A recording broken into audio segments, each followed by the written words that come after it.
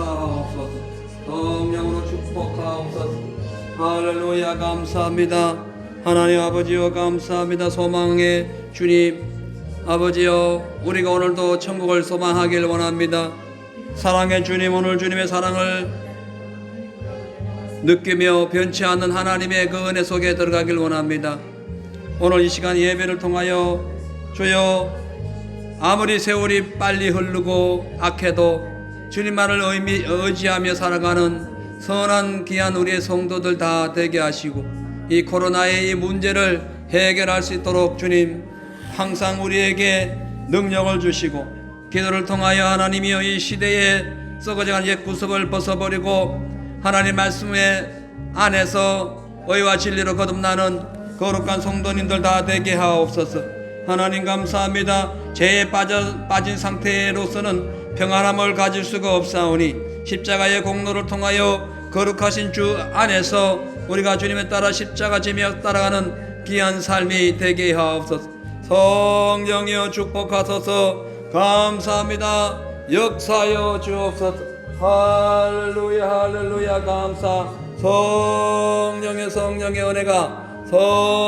은혜가 오늘 이 시간에 함께하는 귀한 시간, 말씀으로 충만하는 은혜의 시간, 하나님과 동행하는 거룩한 시간, 생명이 충만하는 능력의 시간 되게 하옵소서. 감사합니다. 시종을 주님께 부탁드리며 살아계신 예수님의 이름으로 기도합나이다. 아멘. 할렐루야. 아멘. 하나님 말씀 봅니다. 요한계시록 11장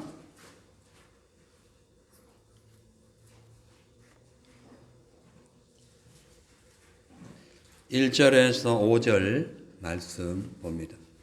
다 읽어야 하지만 시간 관계상 5절까지 읽고 계속 말씀을 증거하면서 각 절마다 한 절씩 읽도록 하겠어요.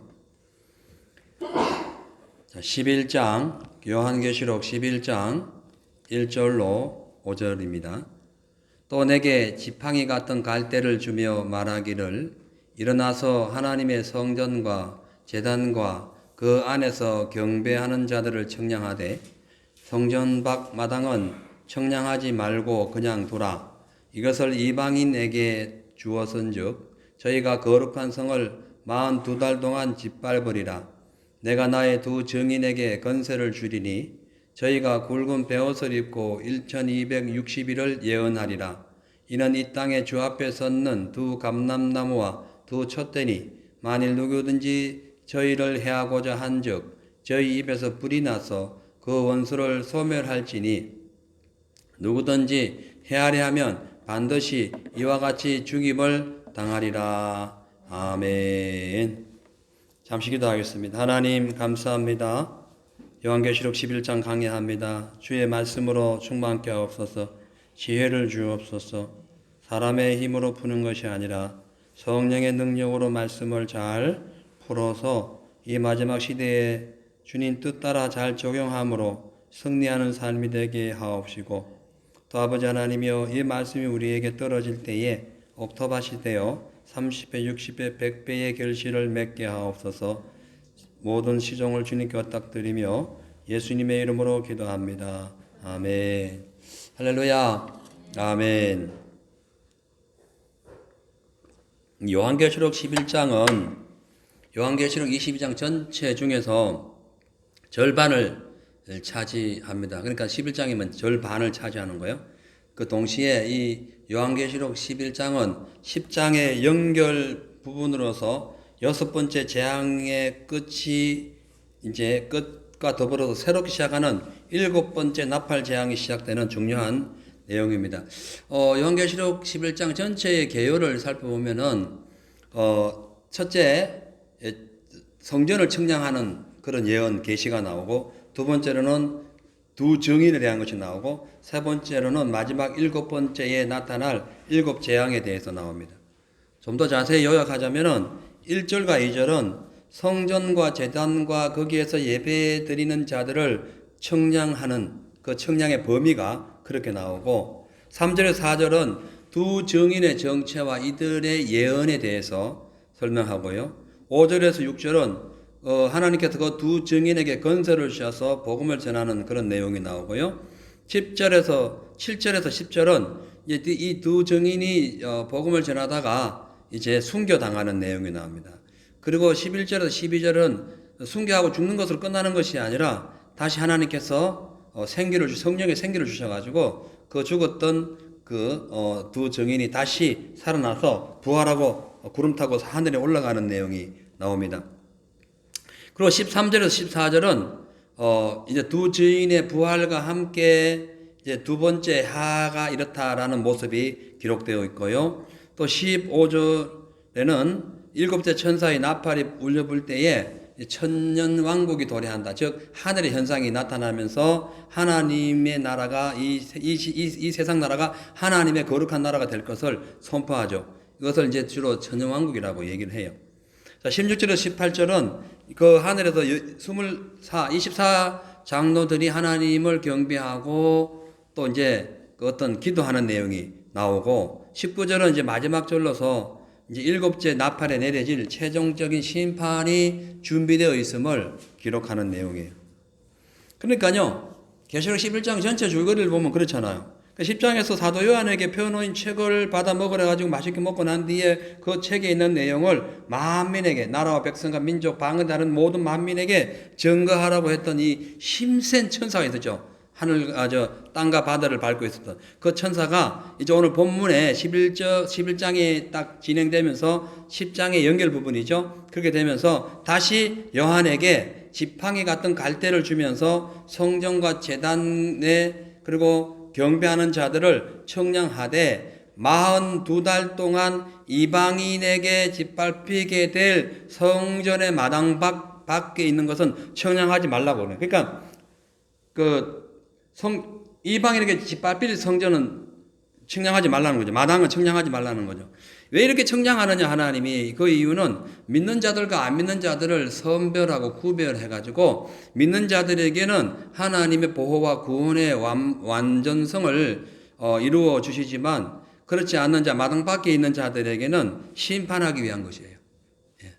그러니까 우리가 청량을 왜 합니까?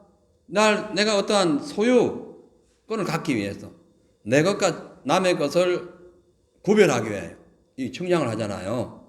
마찬가지예요. 하나님께서 성전과 제단과 예배하는 자들을 청량하는 것은 하나님의 소유권, 누가 하나님의 자녀인가를 청량하는 그런 내용이면 무서운 내용이에요. 우리가 하나님의 청량 안에 들어가야 됩니다. 아멘. 그리고 이방인들이 3년 반 동안 짓밟게 될 그런 어떤 성전을 짓밟게 될 때에 그때에 하나님께서 이 두 증인을 이 땅에 보냅니다. 이 두 증인이 나타나가지고 하나님의 건설을 받고 난 후에 굵은 베옷을 입고 1260일 동안 예언하는데 이 내용은 전 3년 반에 나타날 이후에 후 3년 반의 상황을 설명할 수 있어요. 그래서 그리고 이 두 증인의 정체가 감람나무와 두 촛대라고 합니다. 나중에 설명드릴게요. 그리고 이 두 증인이 복음을 전가할 때에 그냥 복음만 전가하라는 것이 아니라 하나님께서 이 두 증인의 입에서 막 불이 나오도록 해가지고 이 두 증인이 복음을 전가할 때 방해하는 자들을 다 그냥 소멸시키고 또 기사와 표적과 능력이 나타나가지고 3년 6개월 동안 하늘이 막히게 할 뿐만 아니라 물이 그냥 피물로 바뀌게 하는 아주 기적을 나타내게 합니다. 그래서 물로 피로 변하게 한 그 기적으로 이 땅을 칠 것이다 이렇게 말씀하죠. 그리고 난 뒤에 이제 그 사역이 다 될 무렵에 무저갱에서 이제 한 짐승이 올라오는데 이 짐승이 이제 두 증인과 전쟁을 일으켜요. 이게 전쟁한다는 것은 군사적인 용어잖아요. 뭐 싸운다, 다투다, 분쟁하다 이게 아니고 전쟁한다는 것이 이건 군사적인 용어예요. 그러니까 이 두 증인이 예사 사람이 아니다. 예사적인 인물이 아니다. 막강한 힘을 갖고 있는 어떤 상황을 설명하는 거예요. 자, 그런데 이제 이 무저갱에서 나온 일종의 적그리스죠. 이 짐승이 와가지고 두 증인과 싸워가지고 두 증인이 죽어요. 죽는데 이 두 증인이 죽는 장소가 어디냐 하면은 소돔, 동성애가 창궐했던 소돔과 세상 육족이 가득했던 애굽, 그리고 이 세상 전체의 죄악으로 넘실되었던 그 어디예요? 갈보리산 그 언덕, 예수님이 십자가에 못 박혔던 그 장소라고 설명하고 있어요.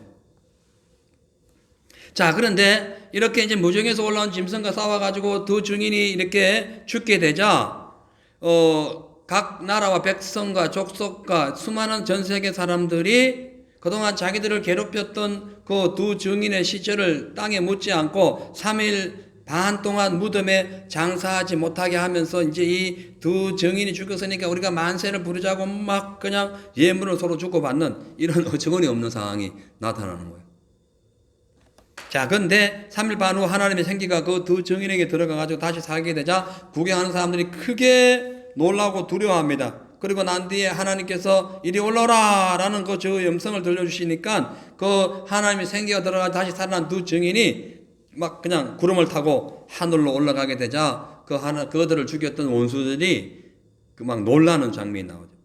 근데 두 증인이 하늘로 올라가는 순간에 큰 지진이 일어나면서 그 성, 그러니까 그 당시에 그 죽였던 그 시티, 그 성, 전 세계 도성의 10분의 1로 보면 돼요. 그 10분의 1이 무너지고 7천 명이 죽어요. 7천 명.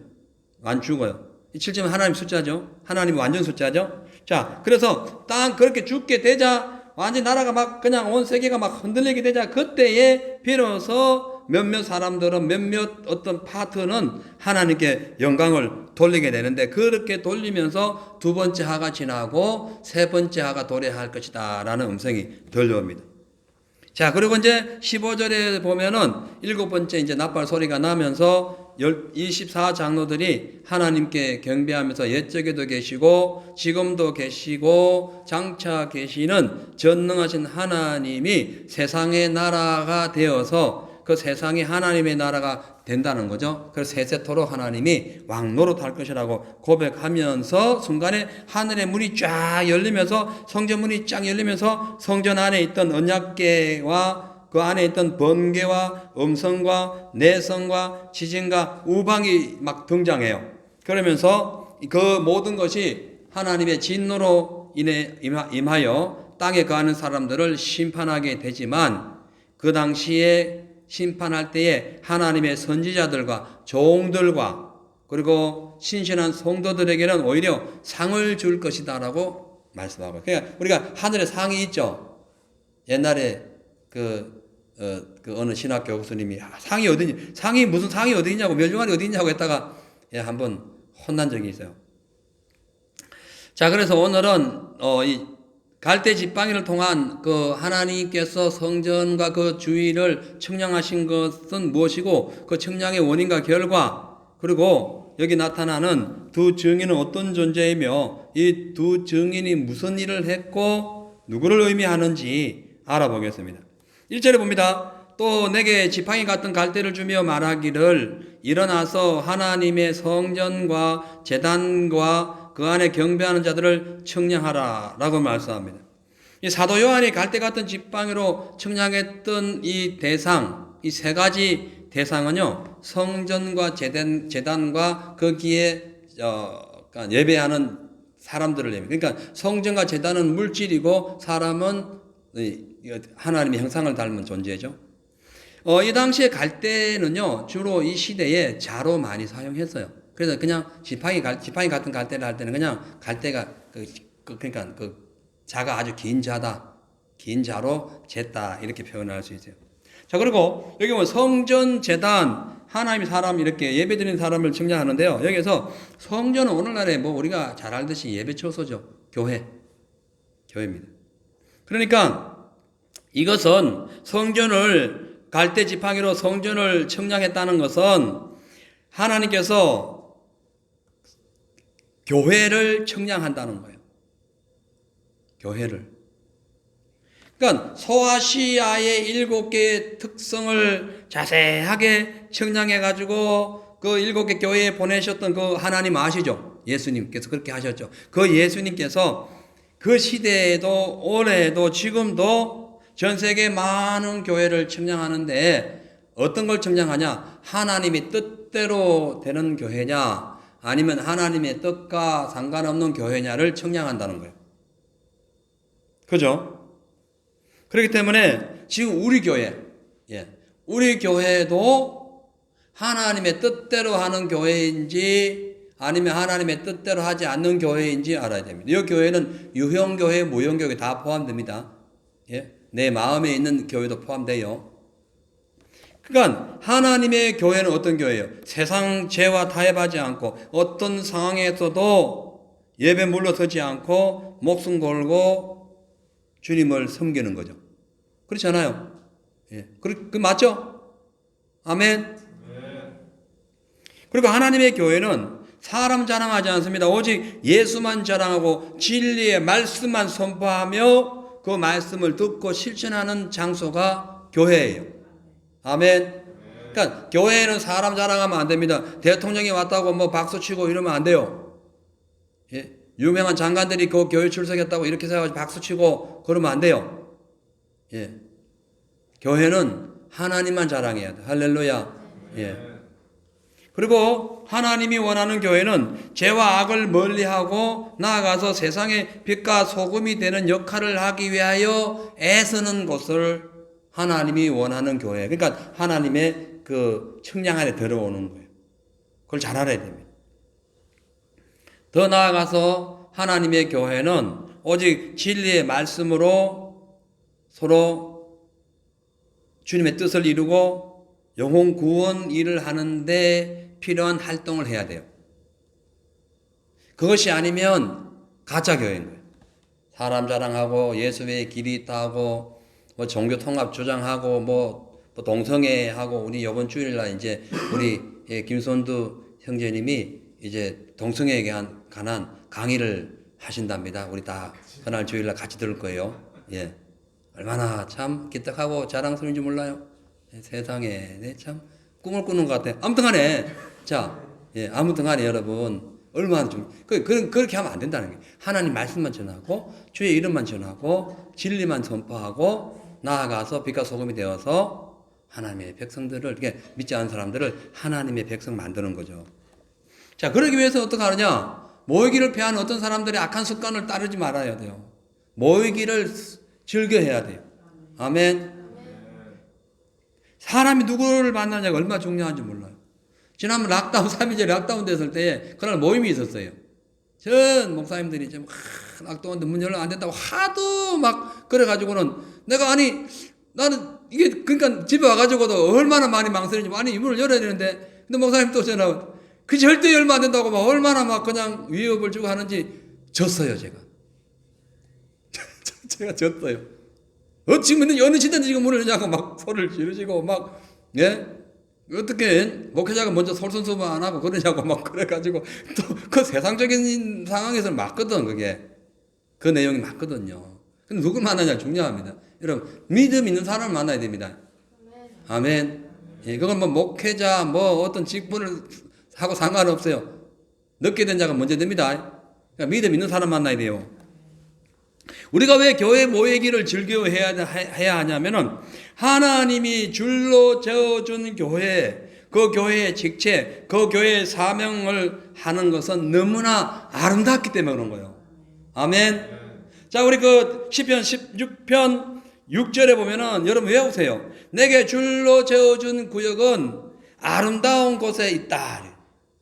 그러니까 하나님의 기업은 하나님이 줄로 재어준 그 구역, 교회잖아요. 그 아름다운 곳에 있는데 그 아름다운 곳이 하나님의 기업이라는 거예요. 그러니까 이 교회, 하나님 줄로 재어준 여러분 이 교회, 구역 안에 있는 이 교회는 하나님의 기업이라는 거예요. 어떤 기업? 아름다운 기업이라는 거예요. 예. 뭐 화장품을 막 많이 바르고 뭐 이렇게 루즈 바르고 뭐 예쁘게 한다고 아름다운 게 아니라 하나님 안에서 믿음으로 바로 사는 자가 아름답다는 거예요.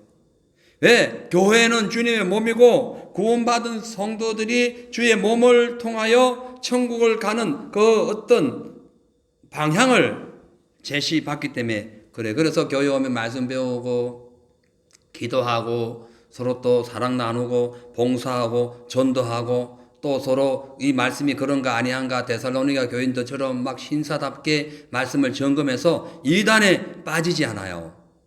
그리고 나아가서 영혼 구원을 위해서 수많은 영혼들을 전도해서 다시 양육시키는 이런 그런 교육기관이기 때문에 교회를 통해서 하나님이 아름다운 기업을 주시는 거예요.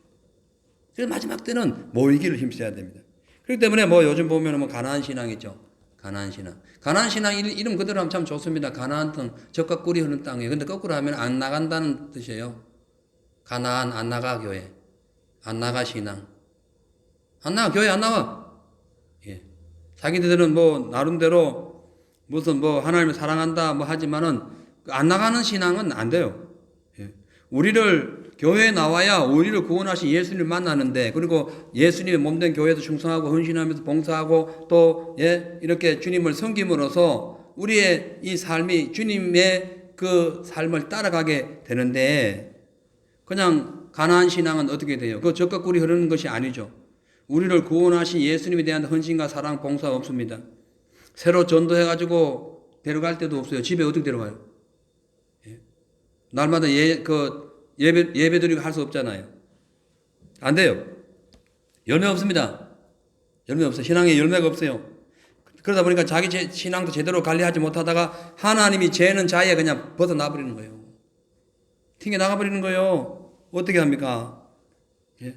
그렇기 때문에 하나님이 줄로 재어준 구역, 하나님이 청량하시는 구역이라는 뜻이에요. 줄로 재어준 구역이. 그 구역에서 벗어나지 않고 예배에 충실하고 하나님의 뜻대로 살아가는 교회와 그 교회 성도들은 아름다운 기업을 선물로 받습니다.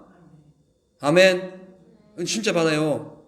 그런데 거꾸로 그 하나님 줄로 재어주는 그 아름다운 기업 구역에서 벗어나면은 어떻게 되는가? 성전 밖의 인생이 되는 거예요. 42달 동안 밟혀버리는 거예요. 마귀에게 밟히는 거예요. 영원히 밟히는 거예요. 완전히 그냥 박살나버리는 거예요. 그래가지고 주님을 향한 믿음 다 떨어지고 그냥 헤매게 되는 거예요. 그렇죠? 이건 제 얘기 아니잖아요. 성경의 얘기예요. 예. 성경이 그렇게 말씀하는 거예요. 그리고 성경 어느 구절에도 교회를 벗어나라는 구절은 단 한 구절도 없고, 구약은 교회 벗어나면 죽었어요. 오히려 성전을 벗어난 삶을 살면 죽었다니까, 구약에는. 예. 근데 어떻게 신약 시대 돼가지고 뭐 어느 강의를 제가 한번 봤는데, 무슨 신명기가 어떤 강의하는 거 잠깐 봤는데 어느 교수분이 얘기하는데, 지금은 무슨 시대죠? 지금은 율법 시대 아닙니다. 은혜 시대입니다. 율법은 다 사라졌죠. 이러면서 이상한 얘기를 하는 거예요. 은혜 시대죠. 근데 하나님의 은혜, 하나님을 사랑하면은 하나님 하신 말씀 더 지켜야 되는 거지. 무슨 율법이 없어지는 시대예요. 나 그걸 어떤 정상적인 그런 방송국에서 하더라니까요. 아무튼 우리가 하나님 줄로 재어준 그 구역에서 벗어나면요, 선전 밖의 인생, 버림받는 인생이 되기 때문에 삶의 위기가 올 때에 하나님으로부터 도움을 받지 못합니다. 예. 또는 사단과 함께 하나님을 대적하다가 소멸되는 상황이 올 수 있어요. 그 다음에 여기 제단제죠.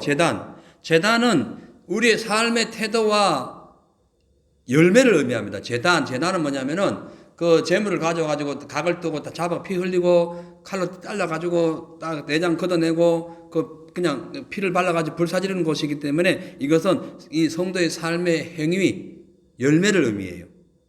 그러니까 하나님은 예배만 오는 것을 원하지 않고, 예배를 와는 것은 당연하면서 예배에 오는 사람들의 삶이 어떻게 해야 된다? 거룩함으로, 순결함으로, 경건함으로 준비되어야 된다. 그런 제물이 돼야 된다. 아멘. 그런 제물 돼야 돼요. 예. 지금 뭐 내일 다음 주에 뭐 지금 동성애 강의 한다고 하는데요. 한번 생각해 보세요. 왜 동성애를 왜 교회에서 허용합니까? 거룩함과 순결함과 이 경건함, 이게 사라져서 그런 거예요. 어디 하나님의 성전, 이 성령이 내주하는 성령의 전을 그렇게 만들 수 있어요. 막 설명하자면 끝도 없고요. 아무튼 하나님의 사람들은, 하나님의 성도들은 교회 나와가지고 하나님의 말씀을 듣고 또 예배를 드림으로써 순종을 배우고 또한 예배를 통하여 하나님을 만나요. 근데 그거 중요해요. 근데 만나고 난 후에 삶이 필요한 거예요. 만났는데 삶이 뒷받침 안 되면은 이게 힘들어지는 거예요. 열매가 없는 거죠. 예. 그래서 이런 자들은 예배를 무시하고 그러지는 않지만 예배에 합당한 삶을 살지 않기 때문에 이 역시 성전 밖의 인생이 될 수 있어요. 하지만 예배에 충실함과 동시에 말씀에 순종하고 열매를 맺기 위하여 선한 삶을 살아가는 성도들은 믿음의 결국 곧 영혼의 구원을 받는데 부족함이 없는 삶이 되는 거죠. 아멘. 그렇다니까요. 문제는 우리가 왜 열매를 맺어야 되느냐. 열매를 안 맺으면 도끼가 나무 위에 딱 지금 고정되어 있는 상태에서 열매 없는 건 찍어버리기 때문에 그렇다는 거예요. 누가복음 3장 9절에 나오잖아요. 도끼가 나무에 왜 붙어 있는, 나무 뿌리에 왜 놓여 있느냐. 지금 우리가요, 우리 삶 속에요, 우리가 지금 신앙생활 하면서도 정신 똑바로 못 차리면 우리 곁에요, 심판의 도끼가 있다는 사실을 알고 신앙생활 해야 돼요. 무작정 하면 안 됩니다. 마구다지로 하면 안 돼요. 예? 자기 마음대로 자유주의에 취해가지고 하면 안 돼요. 도끼 찍혀버린다니까요. 예? 그럼 찍히면 어떻게 하냐? 왜 찍냐? 불에 집어넣으려고 한다니까요. 불 같은 시험, 이 땅에서는 당할 것이고, 그래도 끊임없이, 열매 없이 하나님의 영광 가리고 막 주님 이름을 막 그냥 참남되게 이렇게 하면 어떻게 해요? 영원한 불구덩이 들어갈 수 있는 거예요. 그죠? 그래서, 우리의 신앙이 말로만 그냥 예수 믿고 말로만 뭐 사랑하고 말로만 뭐 온갖 얘기를 다 하고 뭐 말로 예배 드리고 다 필요하지만 중요한 것은 말과 행동이 열매로 나타나가지고 하나님께 영광을 돌려야 된다. 이게. 그렇기 때문에 지금 우리의 신앙을 하나님의 잣대로, 갈대 잣대로, 갈대는 인생을 더 의미하기도 하잖아요. 우리의 삶의 잣대로 내 신앙의 척도를 재봐야 돼. 길이가 얼마 되는가? 길이가 얼마 되는가? 예? 하나님 원하는 길이에 맞는가? 아니면 내 신앙이 하나님의 청량의 그 길이에 미달돼 가지고 지금 형식적인 신앙생활을 하고 있는가? 만약 그렇다면 깨끗하고 순결한 삶을 빨리 회복해야 됩니다. 그죠? 형식적인 삶은 안 되죠. 형식적인 성도들이라는 것은 뭐냐면은 교회를 나와도요, 예수님을 진짜로 영접하지 않는 사람이거나 영접을 했지만은 세상 욕망과 탐욕이 너무 강해가지고 하나님의 은혜를 잊어버리고 그 신앙의 모습만, 흉내만 내는 그런 가짜 신앙을 의미합니다. 많잖아요, 그런 사람. 예. 뭐 직분은 있는데 그렇지 않은 경우 많잖아요. 아예 예수 안 믿어가지고 그냥 뭐 사업상 혹은 또 뭐 교회에 좋은 프로그램이 있다고 애들 데려오는 것, 이런 것들은 다 여기에 포함됩니다. 나중에 이제 예수 믿고 그걸 통하여 어떤 계기가 돼가지고 예수 믿고 구원받는 것도 좋지만은 지금 어떤 형식적인 신앙의 상태는 그렇다는 거예요. 자, 그래서 하나님을 믿는다고 하면서도 형식적인 신앙생활, 어떤 날은 교회 왔다가 안 왔다가 자기 멋대로 막 아무튼 자기 멋대로 안식일 거룩히 지켜야 되는데 자기 멋대로 예. 그러면서 자기들만 하나님을 믿는다고 착각하고 뭐 주의 음성을 듣는다고 하고 뭐 말도 안 돼. 귀신 음성 들어가지고 그런 경우가 많습니다, 여러분. 예. 가나안 땅까지 가기 위해서는 40년 광야 생활 해야 돼요. 그냥 훅 들어가지고 가나안 땅에 들어가는 것은 절대 적과 꿀이 흐를 수가 없어요. 40년 동안 살면서 하나님의 그 말씀을 배워야 되고 각종 기적과 이적과 어떤 승물과 단물을 다 체험한 후에 요단강을 건너서 들어가서 첫째 단계 여리고성을 만나가지고 승리해야 가나안 땅 들어가는 거예요. 아멘. 그냥 가나안 땅 가나안 교인이 돼. 뭘 가나안 교인? 그냥 안 나가는 걸 가나안으로 이름 바꿔본 거죠. 예. 자, 그래서 이렇게 형식적인 신앙생활을 하는 사람들은요, 성전 마당만 밟다가 주님께 버림받는 자들입니다. 이사야 1장 10절에 보면 쫙 나오죠. 그냥 마당만 밟는 거 여러분 잘 생각했어요. 입만 주여 주여 하면서도 전혀 하나님의 말씀을 들으려고 하지 아니하고 외면하고 불법적인 그런 삶을 살다가 도끼에 찢기는 삶이 형식적인 신앙이에요. 등은 준비했는데 기름이 없어가지고 맨 그냥 잠자다가 신랑 못 만나는 거, 이런 거 은혜 없는 신앙인들 전부 다 형식적인 신앙이에요. 그 여러분 기억해야 됩니다. 예? 뭐 마지막 때가 되니까 난 신부라고 말은 하는데 전혀 신부의 가치를 갖고 있지 않고 거룩한 예보를 준비하지 않았어요. 그 예시장에 가서 쫓겨날 사람들이라니까요.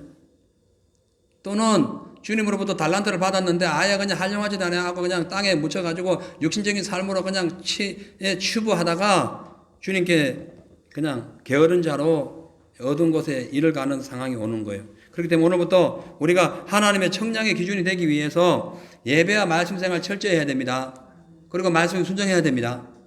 그것이 이제 주님이 청량했을 때에 우리의 삶이 하나님 앞에 바로 설 수 있는 거예요.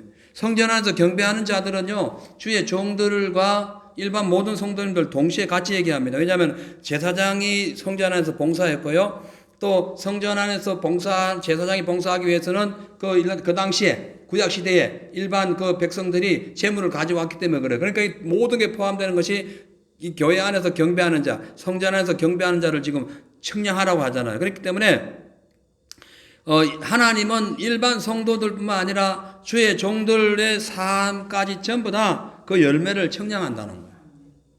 나는 주의 종이니까 뭐 구원 받겠지. 그게 그냥 주의 종이라서 구원 받는 게 아니라니까요.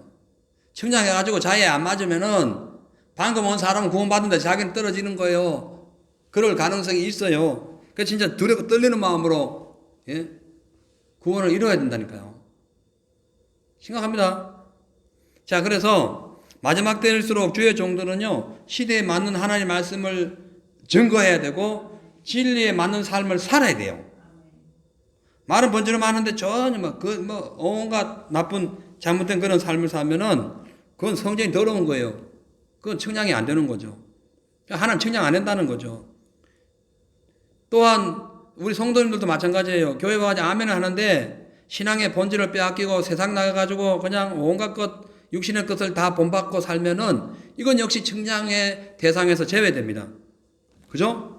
그렇기 때문에 우리 하나님께서는 지금도 우리 신앙을 청량하십니다. 지금 청량하신다니까. 여러분 주무실 때도 아침에 일어날 때도 계속 청량하는 거예요. 언제까지 청량하느냐? 주님께 가는 날까지 청량하는 거예요. 예? 그걸 잘 견뎌내야 됩니다. 하나님 안에서 주님이 청량하실 때에 내 삶이 진짜 하나님의 어린 양 예수의 피로 정결하고 깨끗하게 씻음 받아가지고 슬기로운 다섯 처녀들처럼 성령 충만해야 그 자의 청량 안에 들어가는 거예요. 안 그러면 밖에 나간다니까요. 2절에 보니까 성전 밖은 방마당은 청량하지 말고 그냥 두라. 이것을 이방인에게 주었은즉 저희가 거룩한 성을 42달 동안 짓밟으리라. 성전 밖을 청량하지 말라는 것은 그냥 상관하지 않겠다는 거죠. 그냥 버려둔 거 아무 관심 없는 거예요. 그렇잖아요. 아주 청량. 예를 들어가지고 우리 땅이 아닌데 무슨 청량을 하겠어요. 그죠? 내 것이 아닌데 뭘 하겠어요. 무슨 자를 재고 할 필요 뭐 있어요. 나와 상관이 없는데 내버려두는 거야. 버려지는 것을 버려지는 거야. 왜 청량하지 말라 했냐? 이것은 이방인들이 활용할 땅이기 때문에. 이 이방인들이 누구냐 하면은 하나님의 거룩한 성을 42달 동안 짓밟을 존재들이기 때문에 그런 거예요. 그러니까 하나님의 청량으로부터 벗어난 사람들, 주님의 은혜로부터 떠났고 가난한 신앙 가진 사람들 좋아할 게 없습니다. 왜냐? 첫째는 버림받았고 두 번째로는 아차하는 순간에 진짜 예수 잘 믿는 사람, 진짜 목숨 걸고 예수 믿는 사람을 공격할 여지가 있기 때문에 그래요. 어떤 사람은 그냥 가난한 신앙도 구원받는다. 구원받는 건 잘 모르겠어요. 그럴 수 있어요. 근데 상관없을 겁니다. 그렇잖아요. 생각해 보세요. 열심히 이런 어떤 요즘 같은 이렇게 코로나 시대에서 목숨 걸고 열심히 믿는 사람이나 이렇고 저렇고 교회도 안 가고 왔다 갔다 하고 하는 사람이나 똑같이 주님이 구원하시고 똑같이 상급 준다. 그렇게 불공평한 게 어디 있대요. 그건 더 불공평한 거죠. 하나님은 공평하신 하나님이에요. 아멘. 공평하신. 예? 있는 그대로, 들은 그대로, 본 그대로 판단하신다니까. 그래서 예수님이 하신 말씀이 내가 판단하는 것은 의롭다 했어요. 예? 그 하나님이 판단하는데 우리가 무슨 핑계를 대겠습니까? 그리고요, 여기에 청량 밖에 있는 사람들은 어떤 사람을 의미하냐 하면은 첫째, 개인적으로는 형식적인 신앙인들을 의미하고요. 또 이렇게 대중적으로는 그 7년 대환란의 교회를 공격할 어떠한 세력들을 의미합니다. 넓게는 그렇게 생각해야 돼요. 그러니까 성전 밖에 있는 존재들, 예수 안 믿거나 믿어도 전혀 형식적인 신앙하는 사람들, 그리고 마지막 대환란 때, 7년 대환란 때에 하나님의 교회를 공격하는 세력, 그랬었겠죠. 자, 그래서 여기 지금 적그리스도, 그러니까 성전 밖 마당에 있는 자들이 누구냐? 과연 그러면 누구냐? 뭐 근본적으로 뭐 원론적으로는 적그리스도라고 볼 수 있어요. 근데 많은 시대 거치면서 수많은 학자들이 이렇게 얘기를 했어요. 그러니까 그 성전 밖에 있는 존재에 대해서 1948년 5월 14일인가요? 예루살렘이 독립해가지고 나라를 세우기 전에 있는 사람들은 이 성전, 죄송합니다. 성전 밖에 있는 게 아니고 거룩한 성에 대해서 지금 설명합니다. 거룩한 성에 대해서 두 가지 의견이 있어요. 하나는 1948년 이전에 있는 의견이에요. 그리고 하나는 48년 이후에 있는 의견인데, 48년 이전에 있는 의견은 그 당시에 성전이 없었기 때문에 하늘나라의 거룩한 성전일 것이다라고 주장을 했어요. 근데 그 후에, 지금도 주장하는 세대주의자들이 있고요. 그 후에 이제 학자들이나 그 후에 사람들은, 저도 그렇게 생각하죠. 이것은 다니엘서 9장 27절에 있는 이 그 거룩한 성전은 바로 이스라엘의 독립과 아울러 지금 현재 진행되고 있는 이스라엘 나라, 그리고 거기에 앞으로 세워질 성전일 것이다. 거기서 하나님, 그 유대인들이 지금 붉은 암소를 준비했다 하죠. 뭐 어떻게 했든 준비했답니다. 그 붉은 암소를 이제 제사를 드리는 아주 첫째 제물로 사용하는데, 준비했다 하잖아요. 그리고 저 성전 건축 장소가 없어서 그렇지, 딱 준비되면 최소한 3년이면 다 지어버려요. 요즘 시대 같으면 특별히 아주 얼마나 빨라요. 근데 지금 무슬림이 갖고 있는, 차지하고 있는 지금 그들의 성전, 뭐라 그래요? 모스크는 메카라 하지. 그래. 모스크는 저거예요. 자기네들은 그것이 성전이라 하는데, 새로운 어떤 각도에서 그것이 성전 자리가 아니다. 그러니까 이삭을 바친 자리가 아니고 다른 장소다. 해가지고 지금 의견이 뜨거워요. 만약에 그것이 결정되면은 모스크 돔 안 부수고 또 옆에다가 성전 지을 수 있어요. 예루살렘 땅에다가. 심각해지죠? 그럼 바로 3년 안에 짓습니다. 왜 지을까요? 유대인들이 하나님께 제사 드리려고 하는 거예요. 근데 이렇게 제사 드릴 그쯤에, 거룩한 성이 되는 거죠. 그때쯤에 여러 가지 세계적인 분쟁이 일어나고 전쟁이 일어나고 막 그런 어려운 일이 일어나요. 그때에 적그리스도가 이스라엘과 그 주위의 팔레스타인 지역 사이에서 평화 조약을 맺고 난 후에 3년 반이 지나면 이제 그 거룩한 곳에서 자기가 하나님이라고 우상을 숭배하는 그런 상황이 온다는 거예요. 그래서 예루살렘 성전이 3년 반 동안 이제 나중에 짓밟히게 될 것이다. 더럽게 될 것이다. 이렇게 설명하고 있는 거예요. 그리고 유대인들이 또 후 3년 반에 대환란을 통과할 그 즈음에 이 적그리스도가 전 세계를 통치하고 그때에 예수님이 오신다는 것이 이 일반적인 그 종말론의 그 내용이에요. 근데 여기에 보면은 성전을 짓밟은 자들, 이방인들에 대해서 어떤 사람들은 그러니까 옛날에 3년 6개월 동안 제사를 금지하고 우상을 세워가지고 마카비 혁명의 어떤 기폭제가 되었던, 여러분 잘 아시죠? 셀루쿠스 왕조의 8대 왕조, 그러니까 시리아의 셀루쿠스 왕조의 8대 왕인 그 안티오쿠스 에피파네스라는 사람이 있어요. 이 사람이 그 유대인 나라를 정복해가지고 거기에다 우상을 세우고 돼지를 잡아가지고 제사를 지냈어요. 그래가지고 마카비 혁명이 일어나가지고 나중에 그들 다 몰아내게 되는데, 그때 그 시기가 3년 6개월이었어요. 그래서 지금 여기 얘기하는 42달이 3년 6개월이에요.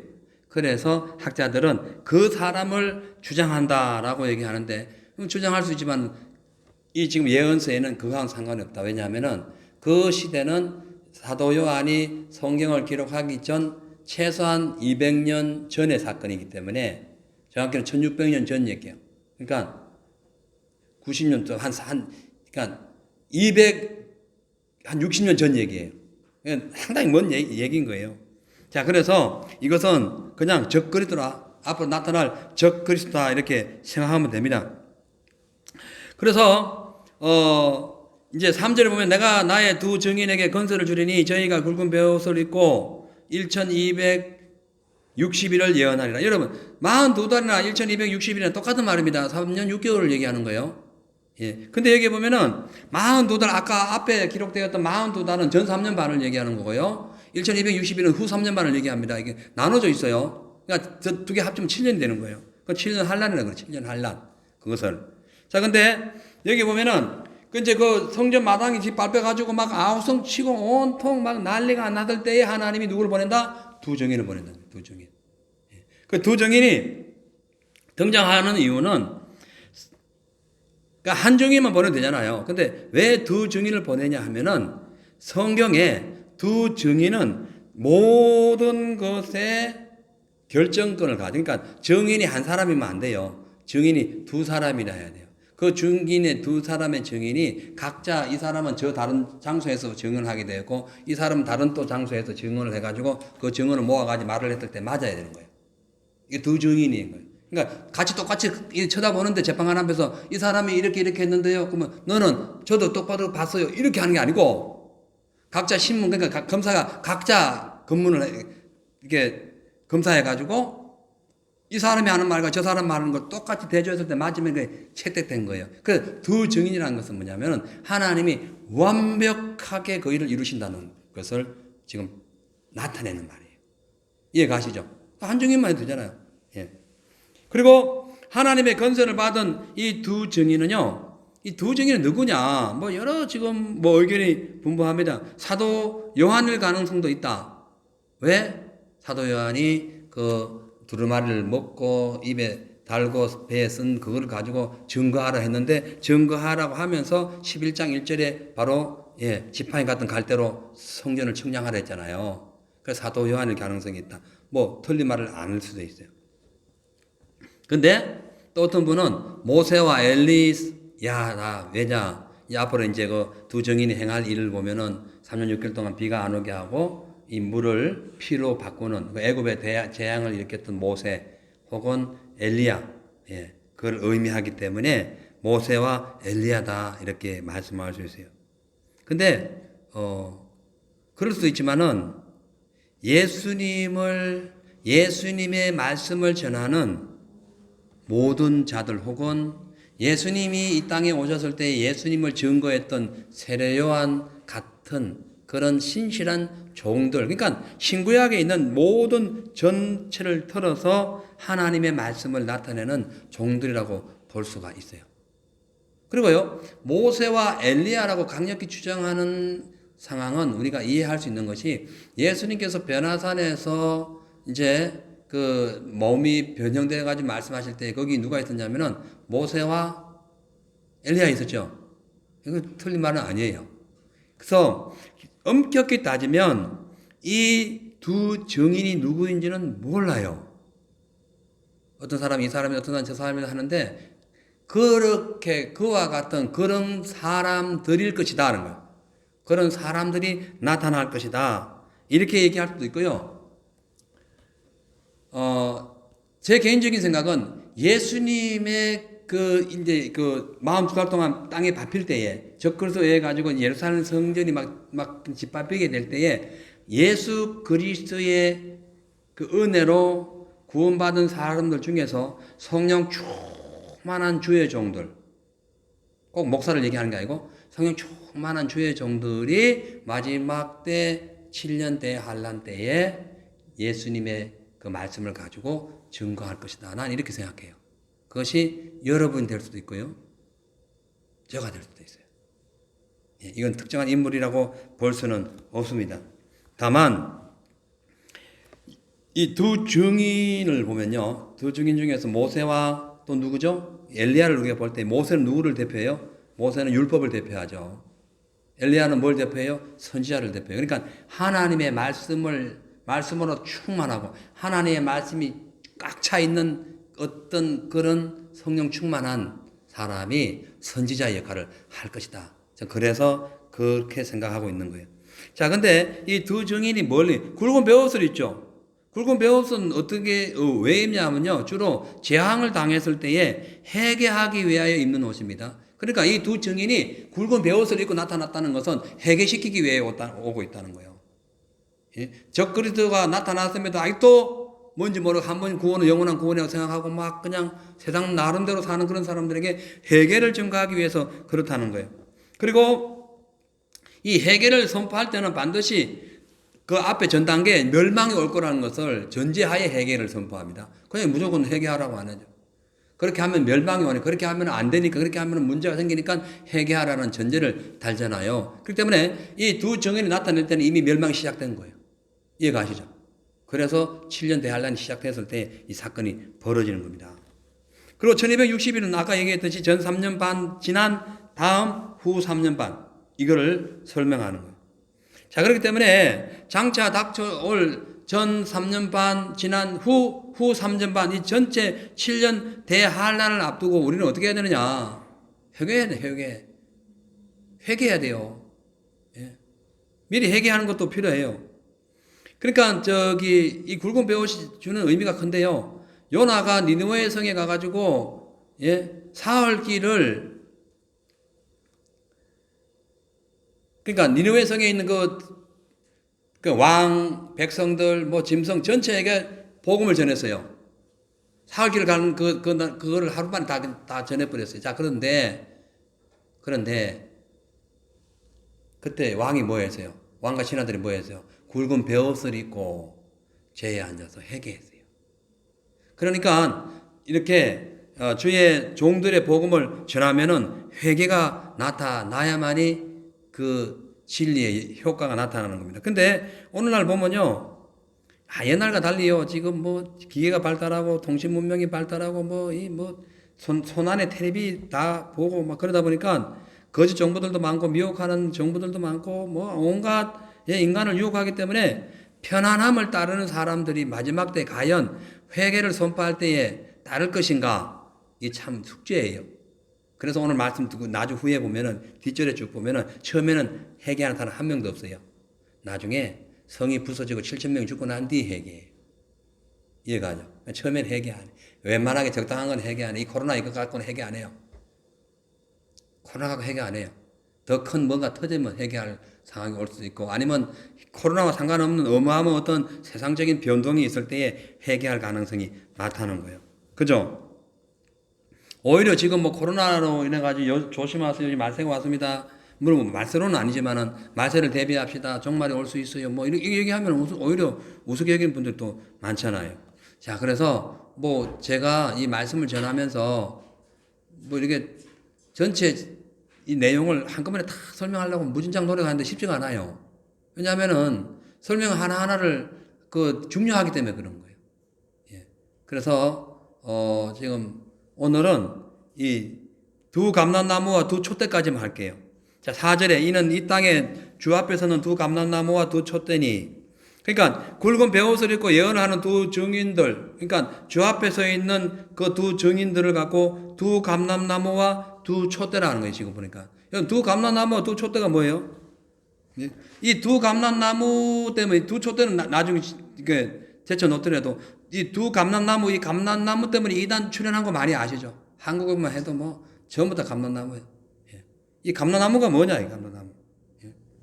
감람나무라는 건요. 감람나무 두 감람나무라는 것은 감람나무가 하나인데 두 개의 가지를 의미합니다. 거기에서 이제 그 등대가 만들어져 가지고 기름이 나와 가지고 성령의 불을 지피는 것을 의미해요. 그러니까 성령의 권능을 부여받은 주의 종을 감람나무라 합니다. 여러분들도 될 수 있고 저도 될 수 있어요. 특정한 인물은 아닙니다. 성령의 충만함으로 하나님의 은혜를 받아서 복음을 전하는 사람들을 의미할 수 있어요. 그래서 스가랴 14장 14절 보면은 이는 기름 발려온 자 둘이니 온 세상에 주 앞에 모셔서 있는 자라. 그러니까 기름 바른 자. 사도행전에 보면은 주님의 12제자들 120명의 성도들 전부 다 기름 바른 거예요. 감람나무인 거예요. 그 역할을 감당한. 그러니까 뭐냐면은 이 두 정의는 마지막 때에 성령 충만해가지고 주의 복음을 전하는 자들을 의미하는 거예요. 그죠? 그리고 사실은 이 두 감람나무는요, 원래 스룹바벨, 여호수아 스룹바벨을 의미하는데, 여호수아와 스룹바벨은 그 당시에, 그러니까 여호수아는 대제사장이고 스룹바벨은 그 당시 총독이었어요.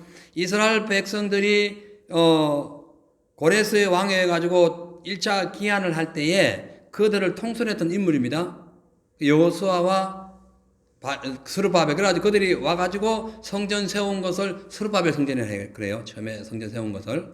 그러니까 이거 뭐냐면은, 그러니까 종교적인 어떤 지도자 혹은 정치적인 지도자.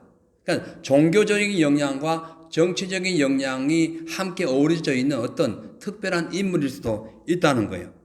그리고 이 두 촛대라는 것은 뭐 당연히 교회를 의미하고 또 하나는 하나님 말씀을 의미합니다.